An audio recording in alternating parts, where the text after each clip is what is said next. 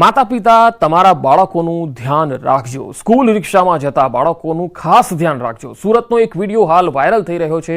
બાળક પાસે સ્કૂલ રિક્ષા ચલાવતી હોવાનો એક વિડીયો છે। આ તસવીરો જુઓ। શાળાએ જતા વિદ્યાર્થીએ આગળ બેસી રિક્ષા ચલાવી। જાહેર રોડ પર બાળક પાસે સ્કૂલ રિક્ષાનું સ્ટીયરિંગ વિદ્યાર્થી સ્કૂલ ડ્રેસમાં રિક્ષા ચલાવતા દેખાયો। વિડીયો સુરતના ડિંડોલી વિસ્તારનો હોવાનું અનુમાન છે। રિક્ષા ચાલકની આ ગંભીર બેદરકારી પણ સામે આવી છે। આ વિડીયો વાયરલ થયો છે ત્યારે એક ગંભીર બેદરકારી અહીંયા રિક્ષા ચાલકની ક્ષતિ થઈ છે। સવાલ અહીંયા ઉઠી રહ્યા છે કે શું રિક્ષા ચાલક સામે કોઈ કાર્યવાહી કરવામાં આવશે? આ પ્રકારની ગંભીર બેદરકારી કોઈ રિક્ષા ચાલક કેવી રીતે દાખવી શકે?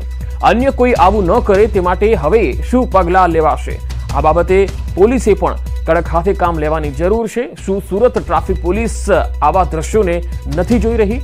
જે રીતે છોકરો જે સ્કૂલ ડ્રેસમાં છે અને રિક્ષા ચલાવી રહ્યો છે અને રિક્ષા ચાલકે અને રિક્ષાનું સ્ટીયરિંગ પોતાના હાથમાં આપી દીધું, આ યોગ્ય નથી। વધુ માહિતી સાથે સંવાદદાતા કીર્તેશ પટેલ જોડાયા છે। કીર્તેશ, આ જે વિડીયો વાયરલ થઈ રહ્યો છે કયા વિસ્તારનો હોય તેવું લાગી રહ્યું છે? સુરતના ડિંડોલી વિસ્તારનો આ વિડીયો હોવાનું સામે આવ્યું છે કે જ્યાં એક રિક્ષા ચાલક બાળકોને સ્કૂલે મૂકવા જતો હોય છે ત્યારે આગળ બેઠેલો વિદ્યાર્થી સ્ટીયરિંગ ઉપર હાથ મૂક્યો ઓલો દેખાઈ રહ્યો છે અને જે પ્રકારનો આ વિડીયો છે બાળક આ રિક્ષા ચલાવતો હોય તે પ્રકારની ઘટના દેખાઈ રહી છે। જોકે હવે આ મામલે સુરત ટ્રાફિક પોલીસ કયા પ્રકારના પગલાં ભરે છે તે જોવાનું છે, પણ આ સમગ્ર ઘટનામાં રિક્ષા ચાલકની વાત માનીએ તો તે રિક્ષા એ જ ચલાવતો હતો, ખાલી બાળકને હાથ મૂકવા દીધા હોવાની વાત સામે આવી રહી છે। પણ જે પ્રકારે વિડીયો દેખાઈ રહ્યો છે તેમાં પોલીસ તપાસ કરે તો સાચી હકીકત બહાર આવે। પણ હાલ આ વિડીયો સોશિયલ મીડિયામાં વાયરલ થયો છે। જી કીર્તેશ, આભાર માહિતી આપવા માટે।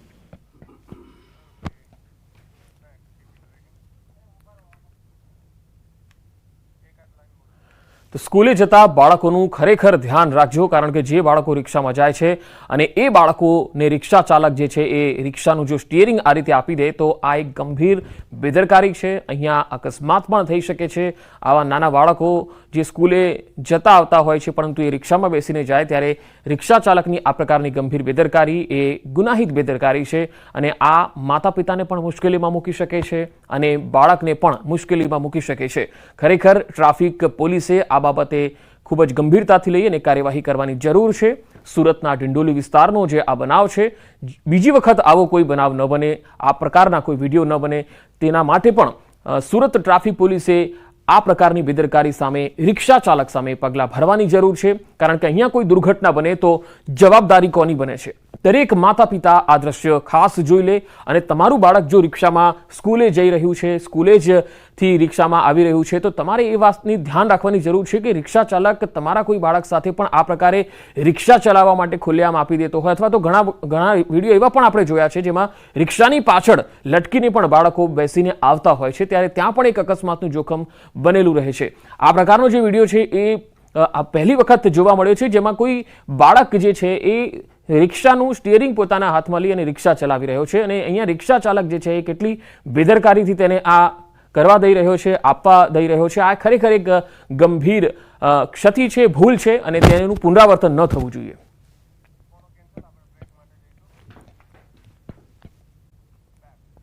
રાજકોટના ઉપલેટામાં દુકાન પર પથ્થરમારાનો આક્ષેપ। જૂની સોની બજારમાં બે દુકાનો પર પથ્થરમારાનો આક્ષેપ થયો। આ આક્ષેપ બાદ પોલીસની ટીમ પણ સ્થળ પર આવી પહોંચી હતી। બનાવ બાદ સીસીટીવી ચેક કરતા મોટો ખુલાસો થયો। બાળકોએ પથ્થરમારો કર્યો હોવાનો ખુલાસો થયો છે તો સોની બજારમાં બે દુકાનોને ટાર્ગેટ કરવામાં આવી। બનાવને પગલે કોઈ અનિચ્છનીય ઘટના ન બને તે માટે પીઆઈ સહિત પોલીસનો કાફલો સ્થળ પર દોડી આવ્યો। બનાવને પગલે હિન્દુ સંગઠનના કાર્યકર્તાઓ પણ પહોંચ્યા, જોકે તંત્રએ યોગ્ય કરવાની ખાતરી આપતા હિન્દુ સંગઠનોનો રોષ શાંત થયો। જોકે હજુ સુધી કોઈ ફરિયાદ થઈ નથી।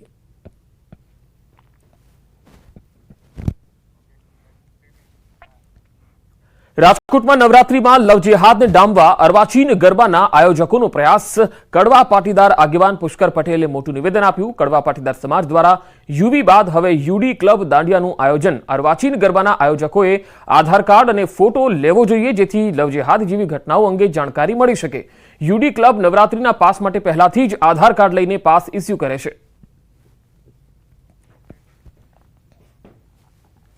અમારે ત્યાં તો આ પદ્ધતિ બહુ પહેલેથી છે કે આધાર કાર્ડ આપે અને એના આધારે એનો પાસ બને અને ત્યારબાદ જ્યારે એ પાસ લેવા આવે ત્યારે ઓરિજિનલ આધાર કાર્ડ લઈને જ એ પાસ ઇસ્યુ કરવામાં આવે છે। માનો છો બધા આ પદ્ધતિ અપનાવી?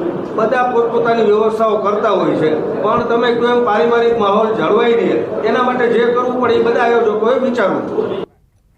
તહેવારો પહેલા ગૃહિણીઓનું બજેટ ખોરવાઈ ગયું છે. રાજકોટમાં કપાસિયા અને પામોલીન તેલના ભાવમાં વધારો થયો છે. કપાસિયા તેલમાં એક સપ્તાહમાં ડબ્બાના ભાવમાં 75 રૂપિયા વધ્યા છે, તો પામોલીન તેલમાં એક સપ્તાહમાં 60 રૂપિયાનો વધારો થયો છે. કપાસિયા તેલનો ડબ્બો ₹1790 થી વધીને 1885 થયો, તો પામોલીન તેલનો ડબ્બો 1605 થી વધીને 1685 થયો. રાયડાના તેલમાં પણ ₹50નો ભાવ વધારો જોવા મળી રહ્યો છે, તો કોપરેલમાં 120 રૂપિયાનો ભાવ વધારો ઝીંકાયો છે. રાજ્યમાં ભારે વરસાદને કારણે તેલીબિયા પાકોમાં મોટા પ્રમાણમાં નુકસાન થયું છે, જેને લઈને અલગ અલગ તેલના ભાવમાં ઉછાળો આવ્યો છે.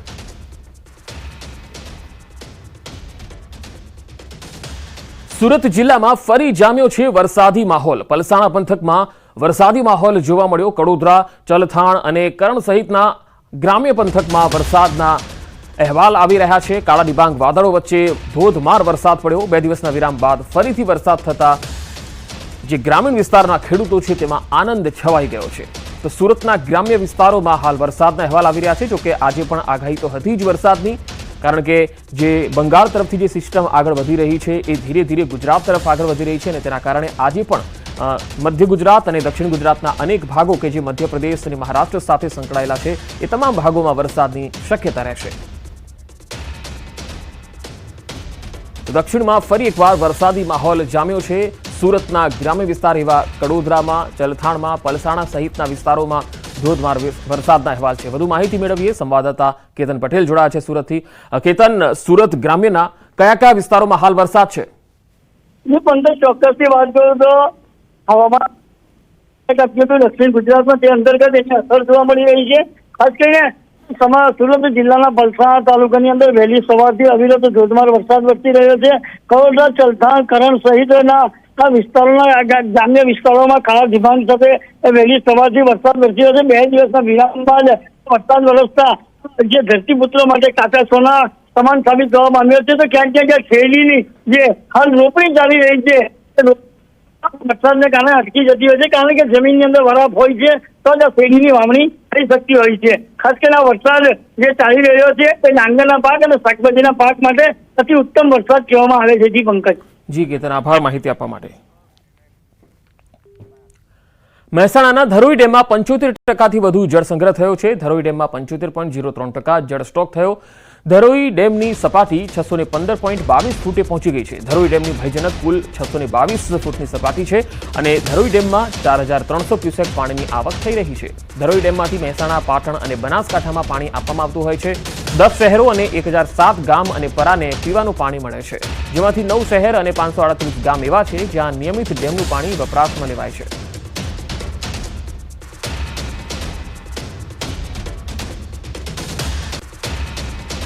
ઉત્તર ગુજરાતની જીવાદોરી સમાન ધરોઈ ડેમમાં હાલમાં પાણીનો જે જથ્થો હોય છે તે 75% કરતાં વધુ પહોંચ્યો છે. એટલે ઉત્તર ગુજરાત માટે સારામાં સારા સમાચાર કહી શકાય છે કે આગામી દિવસોમાં જે પાણીની સમસ્યા હોય છે, પીવાના પાણીની જે સમસ્યા હોય છે તે નહીં સર્જાય, કેમ કે 75% કરતાં વધુ પાણી અહીંયા સ્ટોર થતાં આગામી દિવસોમાં ચોક્કસથી ઉત્તર ગુજરાતના 10 શહેરો સહિત જે 1007 જેટલા ગામ અને પરા હોય છે તેમને પીવાનું પાણી મળી રહેશે.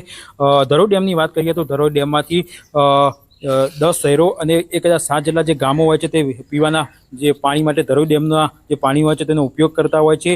રેગ્યુલરની વાત કરીએ તો 9 શહેરો અને 538 જેટલા જે ગામો હોય છે તે રેગ્યુલર રીતે જે ધરોઈ ડેમના પાણીનો જે ઉપયોગ કરતા હોય છે તેમના માટે સારા સમાચાર કહી શકાય છે કે ધરોઈ ડેમ આગામી દિવસોમાં 75% કરતાં વધુ ભરાતા ચોક્કસથી આગામી દિવસોમાં તેમને પીવાનું પાણી પૂરતું મળી રહેશે. કેતન પટેલ, ન્યૂઝ 18 ગુજરાતી, મહેસાણા. ગુજરાતમાં કેન્દ્ર સરકારની ટીમ કરશે સર્વે. ભારે વરસાદથી નુકસાનીનું મૂલ્યાંકન કરશે. ભારે વરસાદથી ભારે તારાજી સર્જાઈ હતી. મૂલ્યાંકન બાદ રિપોર્ટ કેન્દ્ર સરકારને અપાશે.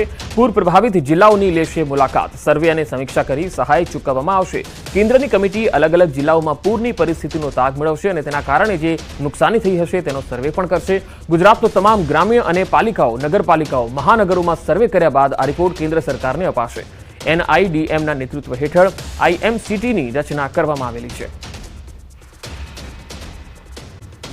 તો સુરતના ગણેશ પંડાલમાં પથ્થરમારો કરનાર આરોપીને કોર્ટમાં રજૂ કરવામાં આવનાર છે, ત્યારે પથ્થરમારો કરનાર સામે 3 ગુના દાખલ કરવામાં આવ્યા છે, જેમાં પથ્થરમારા સમયે પાર્ક કરેલા વાહનોમાં આગ ચાંપનાર સામે 3જો ગુનો દાખલ કરવામાં આવ્યો છે, જેમાં 3 આરોપી સામે ગુનો દાખલ કરવામાં આવ્યો, જેને આજે કોર્ટમાં રજૂ કરવામાં આવશે. ત્યારે પોલીસ દ્વારા વધુ પૂછપરછ માટે રિમાન્ડની માંગણી કરવામાં આવી શકે છે.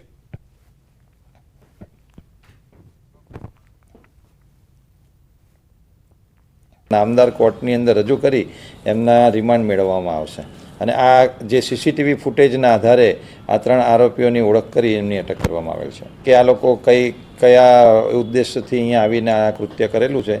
તો રિમાન્ડ ઉપર આરોપીઓ છે એ રિમાન્ડની અંદર આ તમામ વસ્તુઓ ચેક કરવામાં આવશે અને આના સિવાય અન્ય બીજા આરોપીઓ એમની સાથે આવેલા હોય એ ઇન્ટ્રોગેશન દરમિયાન ઓપન કરીને એમને પણ અટક કરવામાં આવશે. રાજકોટના ઉપલેટામાં દુકાન પર પથ્થરમારાનો આક્ષેપ. જૂની સોની બજારમાં 2 દુકાનો પર પથ્થરમારાનો આક્ષેપ થયો. આ આક્ષેપ બાદ પોલીસની ટીમ પણ સ્થળ પર આવી પહોંચી હતી. બનાવ બાદ સીસીટીવી ચેક કરતા મોટો ખુલાસો થયો. બાળકોએ પથ્થરમારો કર્યો હોવાનો ખુલાસો થયો છે. તો સોની બજારમાં 2 દુકાનોને ટાર્ગેટ કરવામાં આવી. બનાવને પગલે કોઈ અનિચ્છનીય ઘટના ન બને તે માટે પીઆઈ સહિત પોલીસનો કાફલો સ્થળ પર દોડી આવ્યો. બનાવને પગલે હિન્દુ સંગઠનના કાર્યકર્તાઓ પણ પહોંચ્યા. જોકે તંત્રએ યોગ્ય કરવાની ખાતરી આપતા હિન્દુ સંગઠનોનો રોષ શાંત થયો. જોકે હજુ સુધી કોઈ ફરિયાદ થઈ નથી.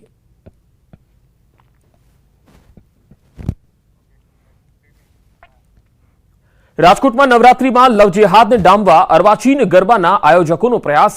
કડવા પાટીદાર આગેવાન પુષ્કર પટેલે મોટું નિવેદન આપ્યું. કડવા પાટીદાર સમાજ દ્વારા યુવી બાદ હવે યુડી ક્લબ દાંડિયાનું આયોજન. અર્વાચીન ગરબાના આયોજકોએ આધાર કાર્ડ અને ફોટો લેવો જોઈએ, જેથી લવ જેહાદ જેવી ઘટનાઓ અંગે જાણકારી મળી શકે. યુડી ક્લબ નવરાત્રીના પાસ માટે પહેલાથી જ આધાર કાર્ડ લઈને પાસ ઇસ્યુ કરે છે. અમારે ત્યાં તો આ પદ્ધતિ બહુ પહેલેથી છે કે આધાર કાર્ડ આપે અને એના આધારે એનું પાસ બને અને ત્યારબાદ જ્યારે એ પાસ લેવા આવે ત્યારે ઓરિજિનલ આધાર કાર્ડ લઈને જ એ પાસ ઇસ્યુ કરવામાં આવે છે. માનો છો બધા આ પદ્ધતિ અપનાવી?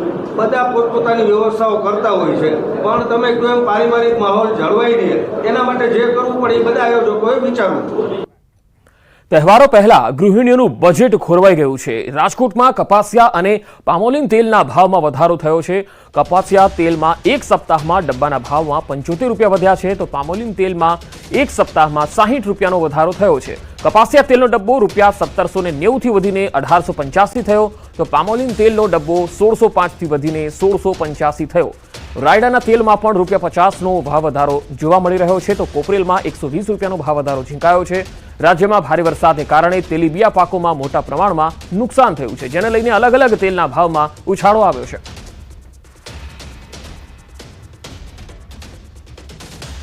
સુરત જિલ્લામાં ફરી જામ્યો છે વરસાદી માહોલ. પલસાણા પંથકમાં વરસાદી માહોલ જોવા મળ્યો. કડોદરા, ચલથાણ અને કરણ સહિતના ગ્રામ્ય પંથકમાં વરસાદના અહેવાલ આવી રહ્યા છે. કાળા ડિબાંગ વાદળો વચ્ચે ધોધમાર વરસાદ પડ્યો. 2 દિવસના વિરામ બાદ ફરીથી વરસાદ થતા જે ગ્રામીણ વિસ્તારના ખેડૂતો છે તેમાં આનંદ છવાઈ ગયો છે.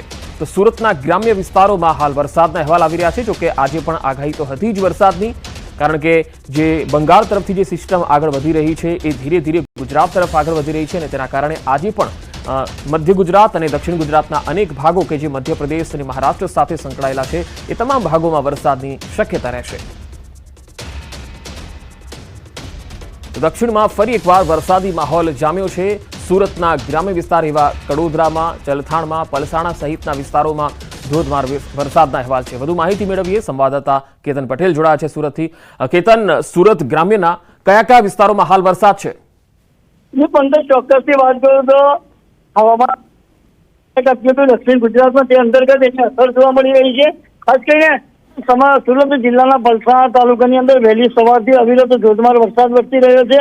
કડોદરા, ચલથાણ, કરણ સહિતના વિસ્તારોના ગ્રામ્ય વિસ્તારોમાં કાળા ડિબાંગ સાથે વહેલી સવારથી વરસાદ વરસી રહ્યો છે. 2 દિવસના વિરામ બાદ વરસાદ વરસતા જે ધરતીપુત્રો માટે કાચા સોના સમાન સાબિત થવા માંડ્યો છે. તો ક્યાંક ક્યાંક શેરડીની જે હાલ રોપણી ચાલી રહી છે વરસાદને કારણે અટકી જતી હોય છે, કારણ કે જમીનની અંદર વરાપ હોય છે તો જ શેરડીની વાવણી થઈ શકતી હોય છે. ખાસ કરીને આ વરસાદ જે ચાલી રહ્યો છે તે ડાંગરના પાક અને શાકભાજીના પાક માટે અતિ ઉત્તમ વરસાદ કહેવામાં આવે છે. જી પંકજ. જી કેતન, આભાર માહિતી આપવા માટે. મહેસાણાના ધરોઈ ડેમમાં 75% વધુ જળ સંગ્રહ થયો છે. ધરોઈ ડેમમાં 75.03% જળ સ્ટોક થયો. ધરોઈ ડેમની સપાટી 615.22 ફૂટે પહોંચી ગઈ છે. ધરોઈ ડેમની ભયજનક કુલ 622 ફૂટની સપાટી છે અને ધરોઈ ડેમમાં 4300 ક્યુસેક પાણીની આવક થઈ રહી છે. ધરોઈ ડેમમાંથી મહેસાણા, પાટણ અને બનાસકાંઠામાં પાણી આપવામાં આવતું હોય છે. 10 શહેરો અને 1007 ગામ અને પરાને પીવાનું પાણી મળે છે, જેમાંથી 9 શહેર અને 538 ગામ એવા છે જ્યાં નિયમિત ડેમનું પાણી વપરાશમાં લેવાય છે.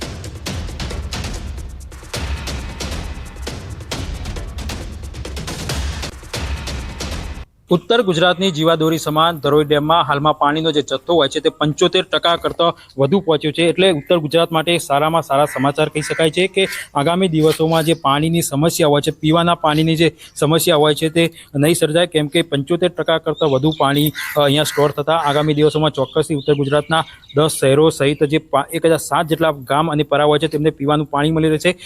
ધરોઈ ડેમની વાત કરીએ તો ધરોઈ ડેમમાંથી 10 શહેરો અને 1007 જેટલા જે ગામો હોય છે તે પીવાના જે પાણી માટે ધરોઈ ડેમના જે પાણી હોય છે તેનો ઉપયોગ કરતા હોય છે. રેગ્યુલરની વાત કરીએ તો 9 શહેરો અને 538 જેટલા જે ગામો હોય છે તે રેગ્યુલર રીતે જે ધરોઈ ડેમના પાણીનો જે ઉપયોગ કરતા હોય છે તેમના માટે સારા સમાચાર કહી શકાય છે કે ધરોઈ ડેમ આગામી દિવસોમાં 75% કરતાં વધુ ભરાતા ચોક્કસથી આગામી દિવસોમાં તેમને પીવાનું પાણી પૂરતું મળી રહેશે. કેતન પટેલ, ન્યૂઝ 18 ગુજરાતી, મહેસાણા. ગુજરાતમાં કેન્દ્ર સરકારની ટીમ કરશે સર્વે. ભારે વરસાદથી નુકસાનીનું મૂલ્યાંકન કરશે. ભારે વરસાદથી ભારે તારાજી સર્જાઈ હતી. મૂલ્યાંકન બાદ રિપોર્ટ કેન્દ્ર સરકારને અપાશે. પૂર પ્રભાવિત જિલ્લાઓની લેશે મુલાકાત. સર્વે અને સમીક્ષા કરી સહાય ચૂકવવામાં આવશે. કેન્દ્રની કમિટી અલગ અલગ જિલ્લાઓમાં પૂરની પરિસ્થિતિનો તાગ મેળવશે અને તેના કારણે જે નુકસાની થઈ હશે તેનો સર્વે પણ કરશે. ગુજરાતનો તમામ ગ્રામ્ય અને પાલિકાઓ, નગરપાલિકાઓ, મહાનગરોમાં સર્વે કર્યા બાદ આ રિપોર્ટ કેન્દ્ર સરકારને અપાશે. NIDMના નેતૃત્વ હેઠળ IMCTની રચના કરવામાં આવેલી છે.